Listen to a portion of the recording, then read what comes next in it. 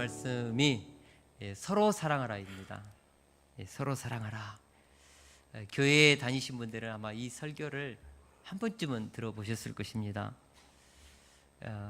예수님께서 십자가 지시기 전날 밤 최후의 만찬석상에서 제자들의 냄새나는 발을 씻어주셨습니다. 제자들은 예수님이 내일 십자가에 저주받아 돌아가시는데 예수님의 마음은 무겁고 얼굴에는 심상치 않은 어떤 그런 안색이 흐르는데도 전혀 눈치채지 못하고 누가 크냐고 서로 그 최후의 만찬석상에서 다투었다고 했습니다. 그들은 서로의 그 냄새나는 발꼬락내를 맡으면서 누구 하나 서로의 발을 씻어줄 생각을 하지 않았습니다. 우리 예수님께서 그곳에서 최후의 만찬석상에서 그런 분위기를 충분히 느끼고 있었습니다. 제자였던 가룟 유다는 예수님을 어떻게 하면은 팔아 넘길 것인가 호시탐탐 계속 머리를 굴리면서 계산하면서 예수님의 주시하고 있었고, 제자들은 누가 크냐고 다투고 있었고, 그곳에 발꼬락 냄새는 진동하고 굉장히 분위기가 좋지 않았습니다. 이때 예수님은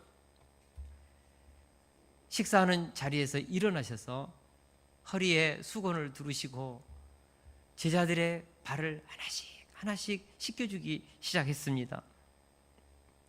그리고 나서 제자들에게 말씀하셨습니다. 우리 13장 14절을 같이 한번 읽겠습니다. 시작. 내가 주와 또는 선생이 되어 너희 발을 씻었으니 너희도 서로 발을 씻어주는 것이 옳으니라. 아멘. 예수님은 제자들이 서로 더러운 발을 씻어주는 사랑의 관계를 갖기 원했습니다. 서로 누가 크냐 다투고 싸우는 관계가 아니라 서로 섬기는 관계로 서기를 원하셨습니다. 또한 다른 사람의 약점과 죄악된 부분을 비난하고 정죄하는 관계가 아니라 서로를 보듬어주고 품고 사랑하는 그런 관계로 세워지기를 원하셨습니다. 오늘 본문 말씀은 이 세족식에 이어서 계속된 주님의 새 계명의 말씀입니다. 우리 34절에서 35절을 다시 한번 읽겠습니다. 시작. 새 계명을 너희에게 주노니 서로 사랑하라. 내가 너희를 사랑한 것 같이 너희도 서로 사랑하라. 너희가 서로 사랑하면 이로써 모든 사람이 너희가 내 제자인 줄 알리라. 아멘. 예수님께서 이 말씀을 하신 때는 예수님께서 가룟 유다가 예수님을 팔려고 떡 한 조각을 받아서 밖으로 나간 후였습니다. 이제 조금 있으면 제사장들과 종교 지도자들이 들이닥쳐서 예수님을 체포할 것입니다. 그리고 내일이면 재판받고 이제 십자가에 매달려 죽습니다. 총각을 다투는 긴급한 시간, 잠시 후면은 생명을 이제는 이 세상에서 하직하고 아버지께로 돌아가야 될 그런 긴급한 시간이었죠. 이때 예수님께서 제자들에게 남긴 것은 돈도 아니고 책도 아니고 어떤 건물도 아니고 새 계명을 그들에게 말씀하셨습니다. 그런데 구약 레위기 19장 18절에 보면 이와 비슷한 말씀이 있습니다. 우리 같이 한번 읽겠습니다. 시작. 원수를 갚지 말며 동포를 원망하지 말며 내 이웃 사랑하기를 내 자신과 같이 사랑하라. 나는 여호와니라. 아멘. 어떻게 보면 예수님께서 주신 서로 사랑하라는 이 말씀이 구약의 옛 계명에서 파생된 것 같습니다. 그러나 새 계명은 구약의 옛 계명의 정신을 이어받고 있지만은 질적으로 다릅니다. 옛 계명은 뭐죠? 내 자신과 같이 내 이웃을 사랑하라. 사랑의 기준이 내가 나를 사랑한 것입니다. 상대적인 인간적인 사랑이죠. 여기에는 한계가 있습니다. 여러분, 우리는 자기 자신을 사랑합니다. 자동적으로 사랑합니다. 그런데 깊이 있게 들어가 보면요, 자기 자신을 사랑하지 못하는 사람이 참 많습니다. 자신에 대한 열등감을 가지고요 자학하는 사람도 있습니다. 자기에 대해서 계속해서 돌 던지는 사람들. 야, 인간 김성철, 네가 목사냐? 네가 정말 하나님을 믿는 예수님이 진짜 제자냐? 자기 자신에 대해서 돌 던질 때가 있다니까요. 우리는 우리 스스로를 사랑하지 못해서 심지어는 자기 목숨까지 끊을 때도 있습니다. 그래서 자기를 사랑하는 사람도 있지만 많은 경우에 우리는 자기 자신을 사랑하지 못할 때가 많죠. 자기 자신도 사랑하지 못하는데 우리가 어떻게 남을 내 몸처럼 사랑할 수 있겠습니까? 사랑의 한계가 있지요. 그런데 새 계명은 예수님께서 내가 너희를 사랑한 것 같이 너희도 서로 사랑하라고 사랑의 기준을 예수님께 두었습니다. 다시 말하면 하나님의 절대적이고 희생적인 예수 그리스도의 사랑의 기준을 가지고 내 이웃을 서로를 사랑하라는 의미입니다. 예수님께서 우리를 어떻게 사랑하셨는가? 이것을 아는 것이 이 사랑의 시작이지요. 많은 경우 예수님이 나를 얼마나 사랑하셨는지에 대해서 잘 모릅니다. 말라기서 1장 2절에 보면 하나님께서 이스라엘 백성을 향하여 내가 너희를 사랑하였노라 라고 하나님께서 이스라엘 백성들이 망하기 바로 직전에 그 말씀을 하십니다. 근데 이스라엘 백성들이 뭐라고 합니까? 주께서 어떻게 우리를 사랑하셨습니까? 라고 묻습니다. 하나님이 우리를 어떻게 사랑했습니까? 시큰둥하게 입을 삐죽거리면서 그렇게 따졌지요. 하나님은 하도 기가 막혀서 어안이 벙벙하여서 말씀합니다. 에서는 야곱의 형이 아니냐? 그러나 내가 야곱을 사랑하였고 에서는 미워하였으며 그의 산들을 황폐하게 하였고 그의 산업을 광야의 이리들에게 넘겼느니라. 여기서 하나님은 이스라엘 백성들을 사랑했다. 어떻게 사랑했냐? 야곱을 하나님이 태중에서부터 태어나기 전부터 사랑했습니다. 태어나기 전부터 에서를 미워했습니다. 이 미워했다는 것은 하나님의 어떤 우리 같은 그런 미움의 개념이 아니고 택하지 않았다는 뜻이죠. 하나님은 야곱을 택하였습니다. 에서는 택하지 않았습니다. 그래서 에서의 산업은 황폐하게 되고 그의 그 삶의 터는 이리가 넘나드는 하나님의 보호하심이 없으니까, 하나님의 인도하심이 없으니까 에서의 삶은 힘들었습니다. 그의 족속들은 오늘날 남아있지 않지요. 하나님의 보호받지 못한 민족이고 족속이지요. 근데 하나님은 야곱을 사랑했대요. 이유가 뭔가? 우리 신명기 7장 6절에서 8절을 우리 같이 한번 읽겠습니다. 신명기 7장 6절에서 8절 시작. 너는 여호와 내 하나님의 성민이라. 내 하나님 여호와께서 지상의 만민 중에서 너를 자기 기업의 백성으로 택하셨나니 여호와께서 너희를 기뻐하시고 너희를 택하심은 너희가 다른 민족보다 수요가 많기 때문이 아니니라. 너희는 오히려 모든 민족 중에 가장 적으니라. 여호와께서 다만 너희를 사랑하심으로 말미암아. 아멘. 하나님께서 왜 이스라엘 백성을 택하셨는가? 이스라엘 백성들이 강대한 민족이 될 만한 어떤 조건, 자격이 있어서가 아니지요. 그들의 머리가 비상해서가 아닙니다. 그들에게 사랑받을 만한 자격이 있어서가 아니지요. 하나님은 다만 이스라엘 백성들을 택한 이유는 하나님의 사랑하심으로 말미암아입니다. 하나님의 사랑하심으로 말미암아 이스라엘을 택하셨다는 것이죠. 왜 하나님께서 우리를 택하셨을까? 하나님의 사랑하심으로 말미암아입니다. 이유가 없습니다. 우리의 공로, 우리가 가지고 있는 어떤 인간적인 기준, 하나님이 그래도 기대가 되고 가망성이 있으니까 그냥 사랑해서. 에베소서 1장 3절에서 5절 말씀도 우리 같이 한번 읽겠습니다. 시작. 찬송하리로다. 하나님 곧 우리 주 예수 그리스도의 아버지께서 그리스도 안에서 하늘에 속한 모든 신령한 복을 우리에게 주시되 곧 창세전에 그리스도 안에서 우리를 택하사 우리로 사랑 안에서 그 앞에 거룩하고 흠이 없게 하시려고 그 기쁘신 뜻대로 우리를 예정하사 예수 그리스도로 말미암아 자기의 아들들이 되게 하셨으니 아멘. 하나님께서 왜 우리를 택하셔서 하나님의 자녀가 되게 해주셨을까요? 왜 하나님, 예수님이 우리를 위해서 흘리신 십자가의 보혈의 피가 우리 속에 적용되어서 우리의 모든 죄가 용서받고 우리가 하나님의 나라를 기업으로 얻는 이 복을 받게 되었을까요? 천국에 가면 그런 일들이 반드시 있을 것입니다.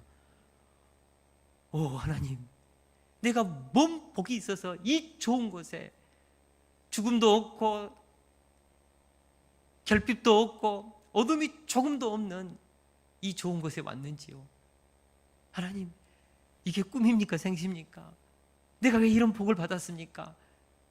이 황홀한 복 때문에요, 꼬집어도 보고 너무너무 놀라서 내가 받고 있는 이 복으로 인하여서 그럴 날이 있을 거예요.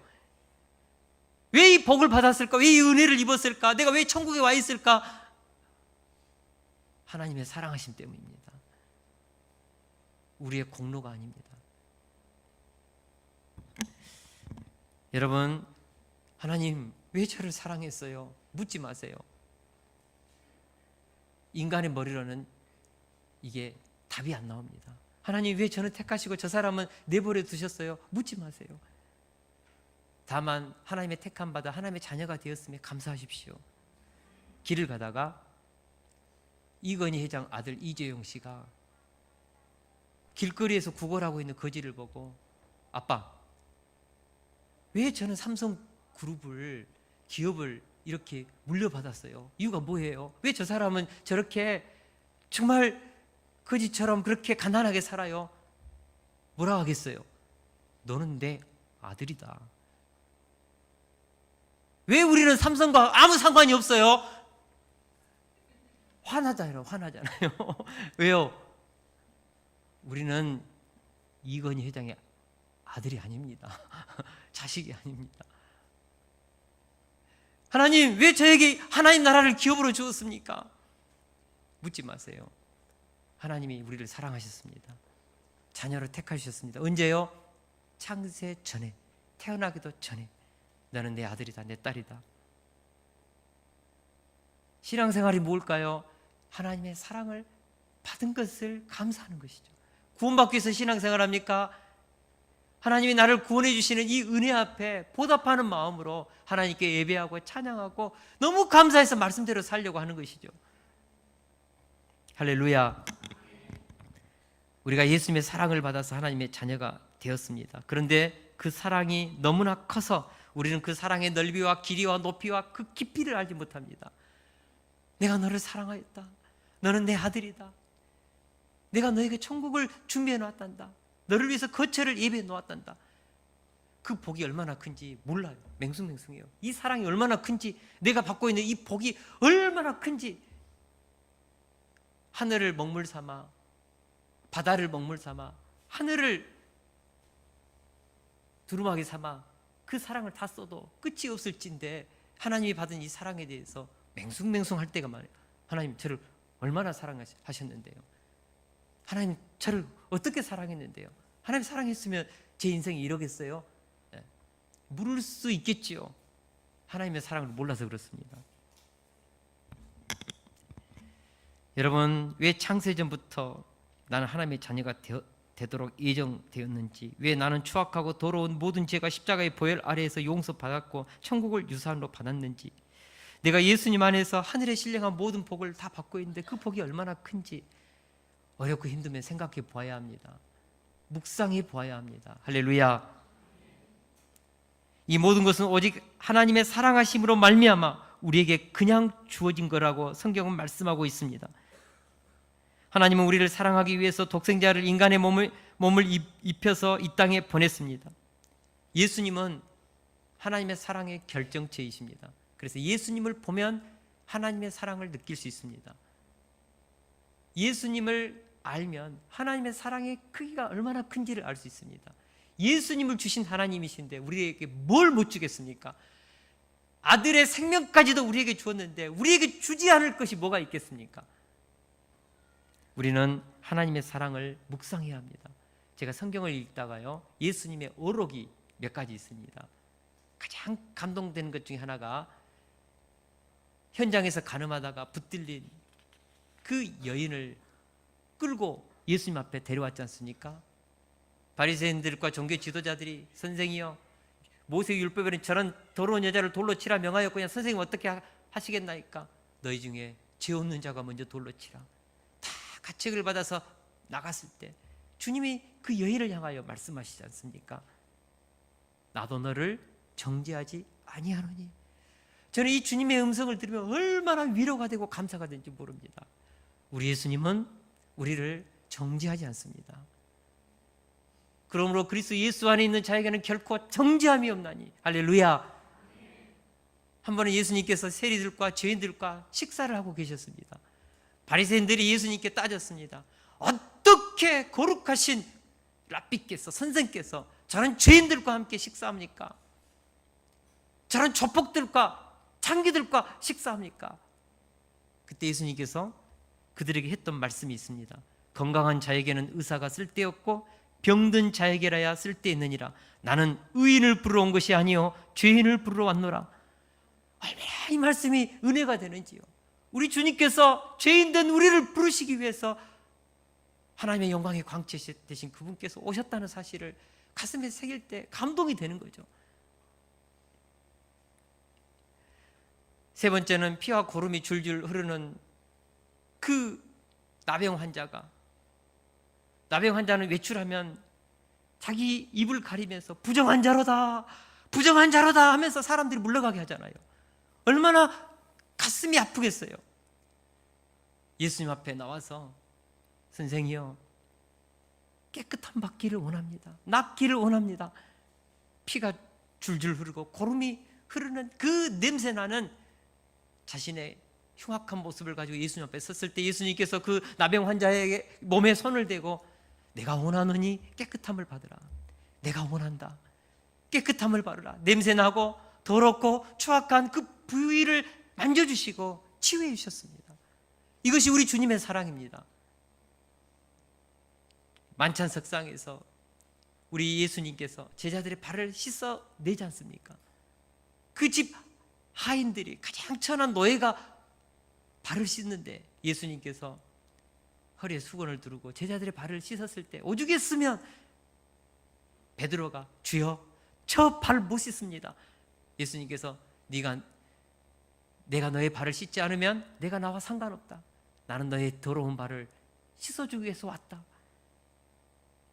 우리 주님께서 말씀하셨습니다. 이런 사랑들을 묵상하면 내가 얼마나 예수님의 큰 사랑을 받고 살아가고 있는지, 지금도 받고 있고 죽을 때까지 예수님이 우리의 냄새나고 부족하고 허물진 그 우리들의 부위를 씻어주실 것입니다. 지금만 씻어주는 것이 아니고 죽을 때까지 우리의 실수와 연약한 부분을 씻어주실 것입니다.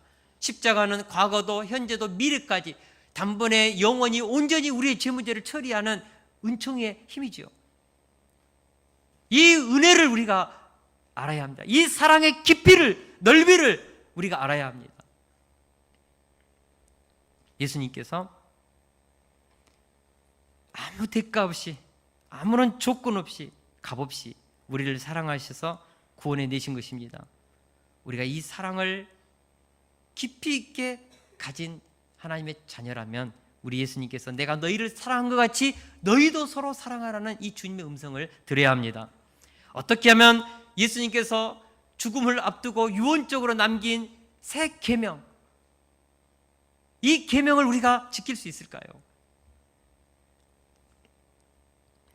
저는 오늘 이 시간에 우리가 어떻게 서로 사랑할 수 있는지 두 가지만 함께 나누고자 합니다. 첫째로, 사랑의 본체로부터 사랑을 공급받을 때 우리는 서로 사랑할 수 있습니다.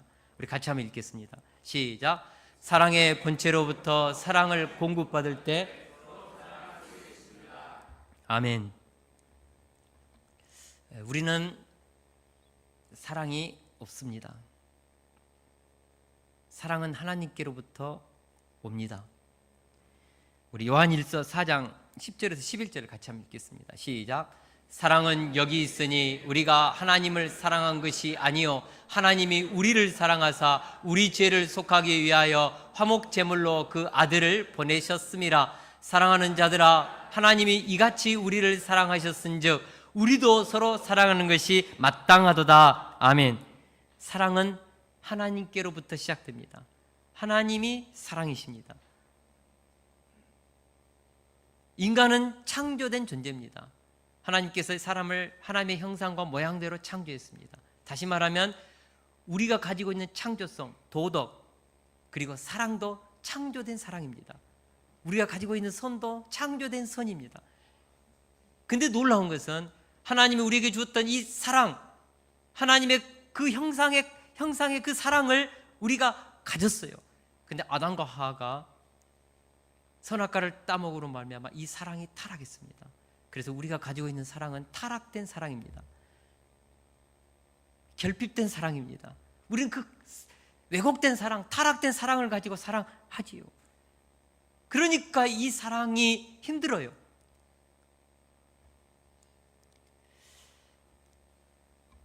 예수님께서 하신 말씀입니다. 마태복음 5장 46절에서 47절을 같이 한번 읽겠습니다. 시작. 너희가 너희를 사랑하는 자를 사랑하면 무슨 상이 있으리요? 세리도 이같이 또 너희가 너희 형제에게만 무난하면 남보다 더한 것이 무엇이냐? 이방인들도 이같이 하지 아니하느냐? 아멘. 예수님의 제자가 아닌 사람들도 사랑할 수 있습니다. 여러분, 짐승도 그 부모의 본능적인 사랑을 합니다. 거듭나지 않는 사람도 자기 자식 엄청 사랑합니다. 어떨 때는 불신자들도 자기들끼리는 우리보다 더 큰 사랑을 합니다. 여러분, 조폭들을 한번 보세요. 얼마나 의리 있게 사랑합니까? 자기 동문들끼리 뭉치는 것 보세요. 서울에 가면은 자기 본향 사람들끼리 얼마나 친하는지 몰라요. 자기 학교 후배는요 챙겨요. 어찌됐든 이것도 사랑이지요. 그러나 이런 사랑은 한계적입니다. 왜곡된 사랑입니다. 자기중심적인 사랑입니다. 인간 안에 내재된 사랑이 어느 정도까지는 가능합니다. 그러나 하나님의 원하시는 사랑은 이 정도가 아니죠. 세리도 조폭들도 예수님 안 믿어도 이 정도의 사랑을 한다니까요. 그래, 예수님이 우리에게 부탁한 사랑이 무엇입니까? 산상수훈에 보니까 오른뺨을 치면 왼편도 돌려대며 너를 고발하여 속옷을 가지고자 하는 자에게 겉옷까지 가지게 하며 억지로 오리를 가게 하거든 그 사람과 심리를 동행하고 너희 원수를 사랑하며 너희 박해하는 자들을 위하여 기도하라. 선으로 악을 이기라. 우리 예수님께서 우리에게 부탁한 사랑의 깊이와 넓이입니다. 내가 너희를 사랑같이, 바로 이 사랑을 말합니다. 이렇게 우리 주님께서 우리를 사랑했습니다. 이 사랑을 하라는 것이죠. 우리는 나를 비난하고 박해하고 나를 멸시하고 무시하는 사람도 사랑할 수 있는 수준에 이르러야 한다고 성경은 말씀하고 있습니다. 그것이 내가 너희를 사랑같이 너희도 서로 사랑하라는 의미입니다. 그런데 문제는 우리가 그런 사랑을 할 힘이 없다는 것이죠. 그래서 우리는 예수님이 나를 사랑하신 그 사랑을 공급받아야 합니다. 할렐루야. 우리의 힘으로 사랑 못합니다. 타락한 이 우리의 사랑으로, 결핍된 사랑으로 온전한 사랑 못합니다. 원수 사랑 못합니다. 시어머니와 며느리 사이에 있는 갈등이 뭘까요? 심지어는 부모와 자식 간에도 갈등이 있습니다. 여러분, 혈육도요 왜곡된 사랑으로 온전히 못 사랑해요. 아십니까? 우리는 사랑을 공급받아야 합니다. 사랑은 하나님께 있고 하나님의 보내심을 받은 예수님께 있습니다.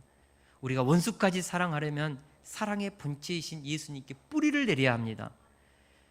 예수님께 뿌리를 내린다는 것은 지속적으로 사랑이신 예수님으로부터 사랑을, 영양분을 공급받는 것이죠. 너희가 내 안에 거하면 우리는 예수님의 사랑을 할 수 있습니다. 그러나 예수님으로 떠나면 우리는 자기중심적인 사랑, 파괴적인 사랑, 결핍된 사랑을 할 수밖에 없지요. 아무것도 할 수 없습니다.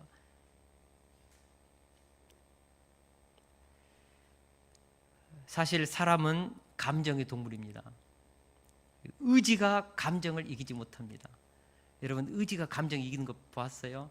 사람의 의지는요 감정에 끌려다닙니다. 저 사람이 미워요.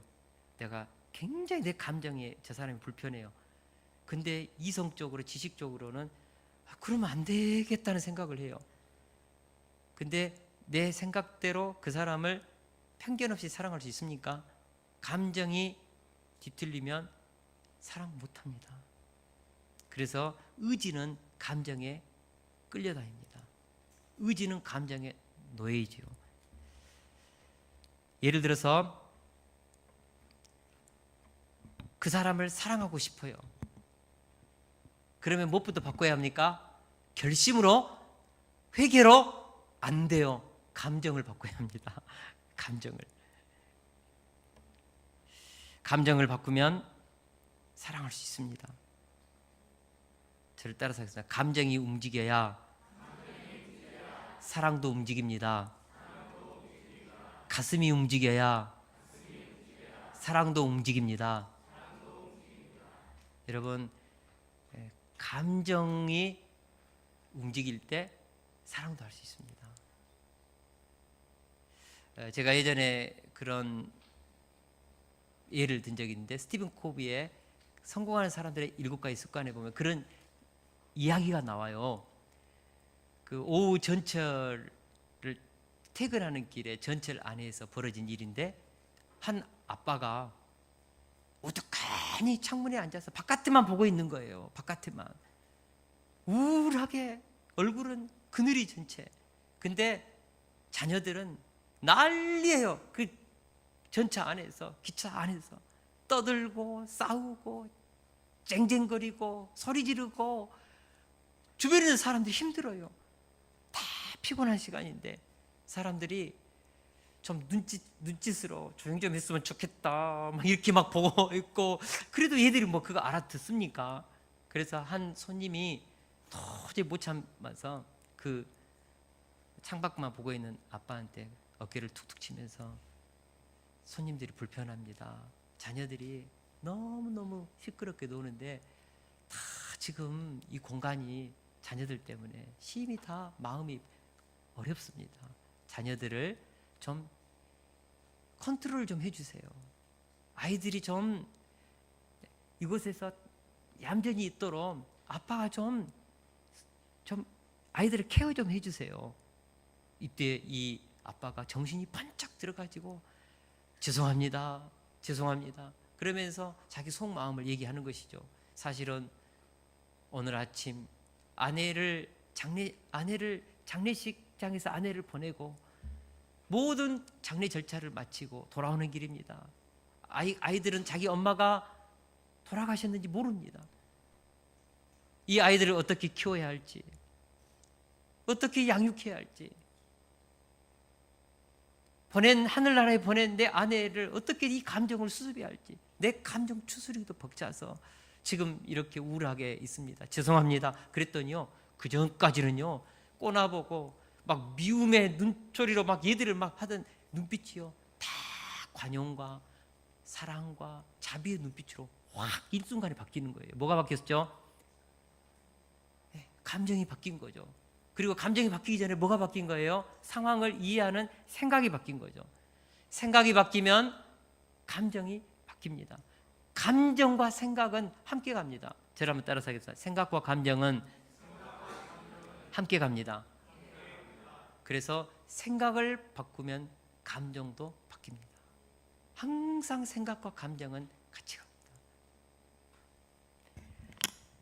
그래서 우리는 미워하는 사람을 사랑하기 위해서 가장 먼저 감정을 바꿔야 하는데, 이 감정을 바꾸기 위해서 생각을 바꾸면 됩니다. 근데 이 생각을 바꾸기 위해서 우리는 뭐 해야 합니까? 학가다 해야죠. 학가다. 학가다 하는 것이죠. 하나님의 마음과 하나님의 뜻과 하나님의 비전과 하나님의 섭리, 구속사 지향적인 섭리, 이것을 계속해서 우리가 묵상하는 것입니다. 하나님의 사랑을 묵상하는 것입니다. 하나님의 가슴을 묵상하는 것입니다. 학가다는 하나님을 묵상하는 것이죠. 학가다 하는 사람은 생각을 지킵니다. 생각을 지킨 사람은 마음을 지킵니다. 모든 지킬 만한 것 중에 더욱 내 마음을 지키라. 생명의 근원이 이에서 남이니라. 우리 마음을 어떻게 지킬 것인가? 학가다 하면서 생각을 지킨 사람은 마음을 지킬 수 있습니다. 의지를 지킬 수 있습니다. 뜻을 지킬 수 있습니다. 그래서 학가다 해야 합니다. 잘 되면, 안 되면, 좀 큰 소리 해보세요. 잘 되면, 안 되면, 이것이 구속사 지향적인 사고입니다. 잘 되면 좋고 안 되면 더 좋고, 잘 되면 감사, 안 되면 더 감사. 하나님께서 내 인생 가운데 함께하고 계시기 때문에, 하나님의 섭리가 있기 때문에, 합력하여 선을 이룰 것을 믿기 때문에, 틀림없이 하나님의 뜻이 있기 때문에 우리는 좋은 생각을 하는 것이죠. 선한 생각을 하는 것이죠. 항상 기뻐하라. 범사에 감사하라. 어떻게 할 수 있는가? 그리스도 안에서 우리는 할 수 있습니다. 여러분, 생각을 잘해야 감정을 바꾸고, 감정이 바뀐 사람은 어떤 상황에서도 기쁜 태도, 감사하는 삶을 가질 수 있다는 것이죠. 그래서 부탁드립니다. 우리는 끊임없이 생각을 지킬 수 있기를 원합니다. 말씀을 계속해서 내 마음판에 새기면 의지가 선하게 작동합니다. 이유가 뭘까? 하나님의 마음과 뜻과 계획과 섭리와 합력하여 이루실 그 선을 기대하기 때문에, 하나님의 절대선을 나는 믿기 때문에, 나는 반드시 승리할 것을 믿기 때문에 내 생각 자체가 아무리 어렵고 힘들어도 우리는 좋은 생각을 할 수 있습니다. 좋은 생각을 하면 우리는 감정을 지킬 수 있습니다. 그리고 감정은 우리 의지를 움직여서 선한 것을 선택하게 합니다. 의지가 의외로 약해요. 우리는 의지대로 살지 못합니다. 결심대로 살지 못합니다. 그래서 이 의지를 움직이는 감정을 잡아야 되고, 감정을 움직이는 생각을 잡아야 합니다. 그래서 우리는 학가다를 하는 것이죠. 제가 만든 이론이 아니라요, 심리학에 있고 실제적으로 인간의 마음 구조 속에 있는 것입니다.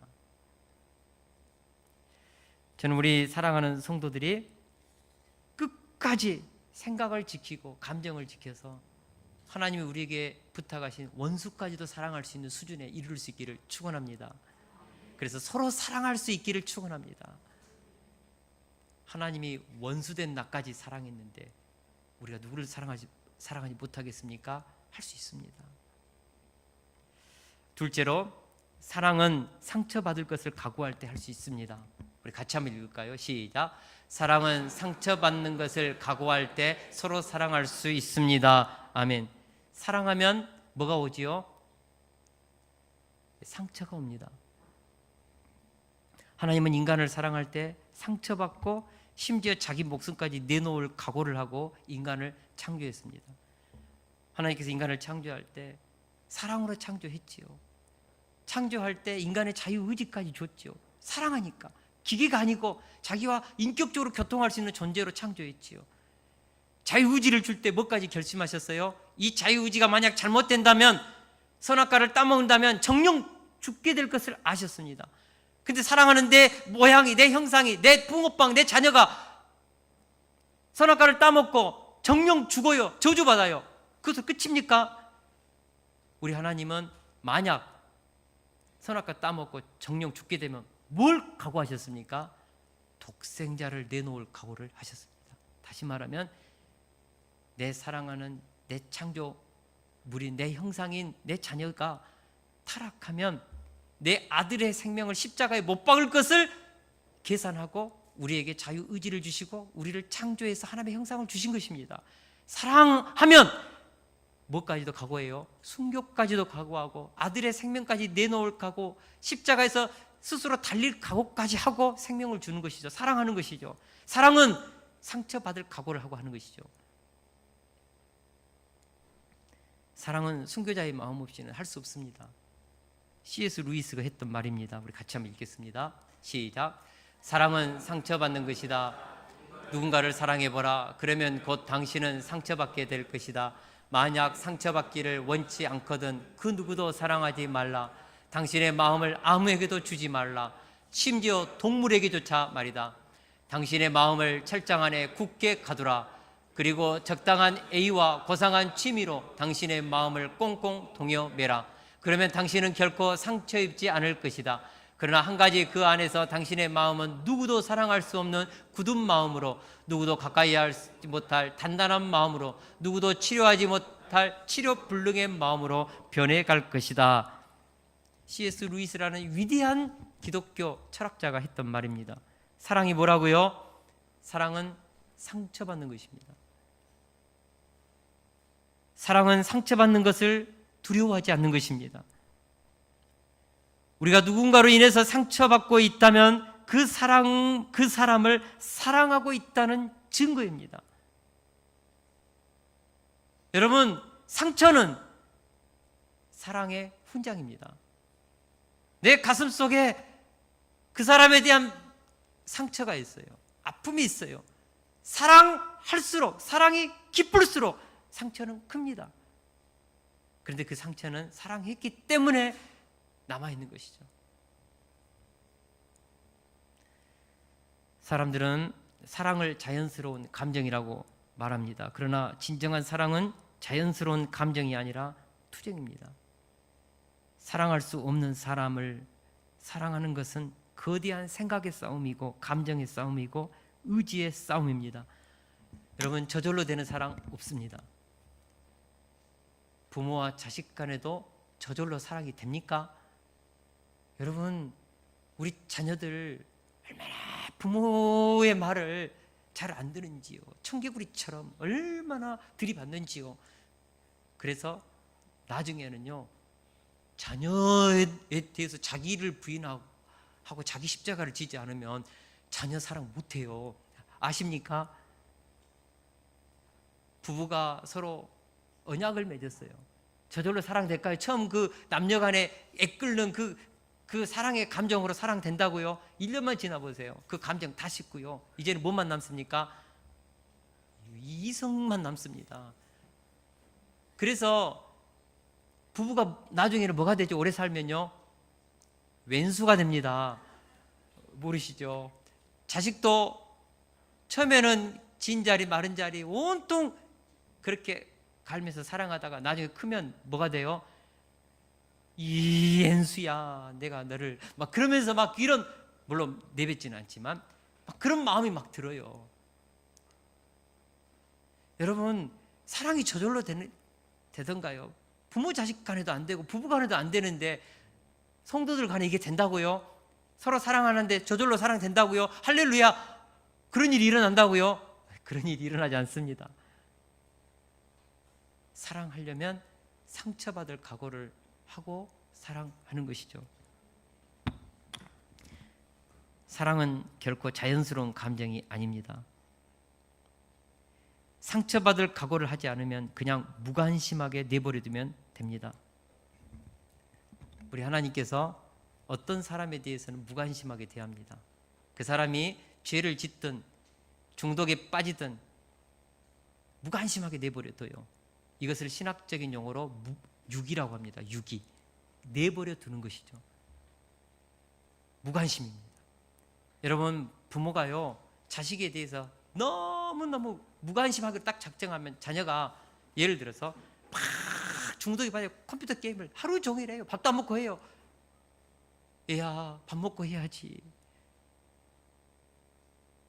그래도 말 안 들어요. 완전히 중독에 빠졌어요. 내버려 둘 때가 있어요. 24시간 하든 한 달을 하든 네 인생 네가 알아서 해라.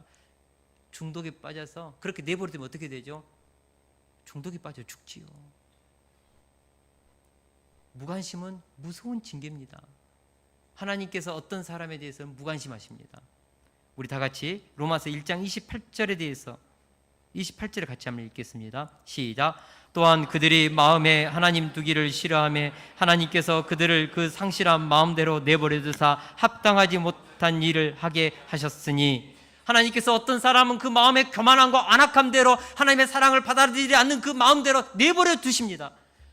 네가 뭐라고 하든 그래, 네 알아서 해. 무관심, 심판입니다. 하나님께서 지옥으로 끌고 갔다고요? No! 그 사람이 스스로 하나님의 사랑을 거절하고 자기 스스로 지옥의 불길로 들어가는 것이죠. 하나님께서 그 사람을 저주했다고요? 십자가의 사랑을 거절하고 하나님의 말씀과 그 모든 행위를 다 마음에 두기를 싫어하는 그 마음을 가지고 하나님을 거절하면서 스스로 파괴되고 스스로 죄를 짓고 스스로 저주의 길로 가는 것이죠. 하나님은 우리가 다 하나님의 사랑을 받아서 십자가의 독생자의 그 사랑을 영접하고 다 구원받기를 원하십니다. 근데 어떤 사람은 끝까지 거절합니다. 그런 자들에게 하나님은 무관심으로 내버려 두십니다. 유기입니다. 유기. 근데 어떤 사람은, 하나님이 택한 자녀들은 하나님이 사랑하실 때 끝까지 사랑하십니다. 끝까지 사랑하십니다. 이것을 우리는 섭리라고 합니다. 하나님의 개입입니다. 그의 인생 속에 하나님께서 개입하셔서 말을 해도 듣지 않으면 징계하시고, 그래도 듣지 않으면 질병으로 때리고, 그래도 안 들으면 자동차를 굴리기도 하고, 그래도 안 들으면 여러 가지 문제를 통하여서 내가 너를 사랑한다, 돌아와라, 너 그렇게 가면 죽는다. 그 길이 어떤 길인데 네 그 길로 갔느냐. 하나님께서 우리를 여러 가지로 다루시는 것, 하나님의 개입이고 섭리고 그래서 합력하여 선을 만들어 가시는 하나님의 인도하심, 강력한 선하신 인도하심이 있습니다. 누구에게요? 창세전부터 선택받은 하나님의 자녀들에게는 하나님의 개입이 있고 간섭이 있고 섭리가 있습니다. 할렐루야. 하나님께 맞을 때가 있습니다. 그때 하나님, 저 사랑하신 거 맞아요. 이놈아, 사랑하니까 때리지. 하나님은 우리를 끝까지 사랑합니다. 결코 놓지 않습니다. 그래서 우리가 다 하나님의 뜻 가운데서 살도록 우리를 이끌어내십니다. 구원해내십니다. 이것이 하나님의 끝없는 사랑, 개입하시는 사랑, 섭리적인 사랑인 줄 믿습니다. 하나님은 끝까지 사랑하기 위해서 뭐 하시죠? 상처받기로 결심하셨습니다. 우리는 사랑하기 위해서 상처받을 각오를 해야 합니다. 하나님처럼, 예수님처럼요. 희생을 각오해야 합니다. 그리고 사랑의 순교까지 각오해야 합니다. 저도 다음 세대들을 사랑하기 위해서요, 상처받을 각오를 하고 있거든요. 엄청나게 상처가 올 거예요. 다음 세대들 섬기면서. 어제 하은이가 아이고 대가리야. 그래서 제가 얼른 하은이한테 하은아, 대가리가 아니고 머리라고 해. 대가리라고 하면 안 되거든. 그랬더니 탁 째려보더니 고개를 휙 돌리고 대가리가 맞아요. 그러고 내려가는데 제 마음에 작은 상처가 생겼어요. 가르쳐줘도 받아주지 않는 것 때문에. 예. 근데요, 제가 그래, 계속해서 가르쳐야죠. 이것 때문에 듣지 않는구나. 이제는 안 가르쳐야지. 그럽니까? 가르쳐야죠. 하나님의 형상들로 시대를 섬기고 하나님의 구속사를 섬기는 그런 인재들로 키워내야죠. 여러분, 관심 갖고 사랑하고 섬기려면 끝없이 내 감정과 싸워야 합니다. 그리고 상처를 사랑의 훈장으로 생각하고 끝까지 상처받을 각오를 해야 합니다. 그래야 사랑할 수 있습니다. 예수님이 하신 내가 너희를 사랑한 것 같이 너희도 서로 사랑하라는 이 말씀 속에는 사랑의 상처를 각오하고 서로 사랑하라는 의미가 있다고 믿습니다. 예수님께서 십자가에 달리실 때 얼마나 많은 사람들이 예수님께 조롱했습니까? 뺨을 때리고 침을 뱉고 갈대로 예수님의 머리를 때리시고 십자가에 매달 때 네가 그리스도면 내려보라고, 너를 구원해보라고 얼마나 조롱했습니까? 여러분, 예수님이 최후의 만찬석상에서 제자들이 서로 다툴 때, 누가 크냐고 다툴 때 상처 안 됐겠어요? 상처 안 받았을까요? 가룟 유다가 3년 6개월 동안 그렇게 지성으로 섬기면서 마지막 그 만찬석상에서 다리를 씻고 기회를 주고 또 주었는데도 불구하고 예수님의 그 받은 그 떡을 받고 팔로 나갔을 때 예수님의 가슴에 아무런 감정이 일어나지 않았을까요? 그분은 하나님이시니까 괜찮을 거야. 정말 그럴까요? 자기 사랑하는 수제자가 예수님을 3번 부인하고 마지막에는 저주하면서 부인했을 때 예수님의 가슴 속에는 나는 괜찮아. 그랬을까요? 예수님도 상처 받았을 거예요. 가슴에 멍이 들었을 거예요. 조롱하고 침뱉고 때릴 때 예수님 마음도 아팠을 거예요. 그래서 나의 하나님 어찌하여 나를 버리셨습니까? 십자가에서 예수님께서 그렇게 고통하신 거잖아요. 우리 예수님도 아팠다고요. 상처 많이 받았다고요. 제자들이 다 예수님을 떠날 때 주님도 힘드셨어요. 우리 예수님 많이 상처받았습니다. 아팠습니다. 오죽했으면 마르다가 향유 옥합을 깨뜨려서 예수님의 발을 씻을 때 가만둬라. 그가 내 장례일을 준비하고 있다고 그걸로 위로받았을까요? 여러분, 예수님도 감정 있으세요. 그러나 그 상처 다 이겨내고 십자가 지셨습니다. 그리고 하나님께만 자신의 아픈 가슴을 보이셨습니다. 나의 하나님 어찌하여 나를 버리셨습니까? 우리는 상처를 받으면 그 사람을 공격합니다. 비난합니다. 정죄합니다. 때로는 내가 가지고 있는 사랑을 철회합니다. 우리가 가진 사랑은 공격하든지 철회하든지 상처받으면 그렇습니다. 무관심으로 철회하죠. 그러나 내가 성경을 읽어보니까 하나님은 아담과 하와를 창조하고 나서 단 한 번도 인간의 그 죄 때문에 공격하거나 비난하거나 하나님의 사랑을 처리한 적이 없습니다. 끝까지 사랑했습니다. 끝까지 이스라엘을 품었습니다. 때리신 것은 징계죠. 관심이지요. 자기 사람을 사랑하시되 끝까지 사랑하시니라. 하나님의 사랑은 끝까지 사랑입니다. 제가 아는 어느 한 집사님이 신천지에 빠진 딸을 건지기 위해서 자신의 사업까지 그만두고 지금 펜션에서 10일 정도 지금 사투를 벌이고 있습니다. 어제 저녁에도 전화가 왔습니다. 자기 딸 신천지에서 인생 다 무너지고 그 딸을 지금 펜션에 놓고 설득하고 있는데 말을 안 듣는 거예요. 제가 집사님한테 그래서 집사님, 교리로는 못 이겨요. 사랑으로 이길 수 있습니다. 딸이 그렇게 하니까요, 샴푸를 먹었어요. 위세척도 해대고, 한 번은 잠시 그냥 틈을 주니까는 신발 신고 도망쳤어요. 급히 뛰어나가니까 버스에 타더래요.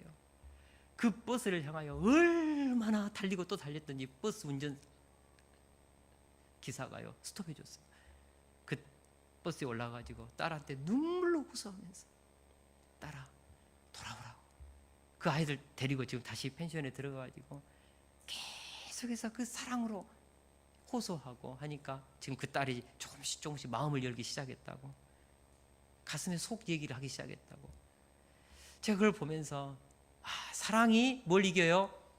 교리를 이깁니다. 사랑이 뭘 이겨요? 이단을 이깁니다. 신천지 이깁니다. 뭐가요? 사랑이 이깁니다. 사랑이 이깁니다. 왜 예수님께서 마지막 유언적인 명령을 남겨두면서 우리에게 엄청난 교회를 너희들이 지어라, 건물을 지어라, 책을 써내라, 내 사상을 발전시켜라, 너희들이 이 땅에서 어마어마한 그런 똑똑한 사람이 되어서 이 시대의 정치, 경제, 사회, 문화를 너희들이 장악해라, 장로님이 대통령이 되라.